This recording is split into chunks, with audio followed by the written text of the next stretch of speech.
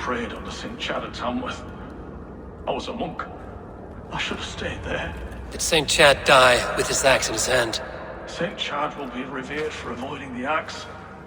I wish I had done so myself, and not taken a path full of violent honor. The old gods will fade from our sight in time. God forgive me, for I have sinned.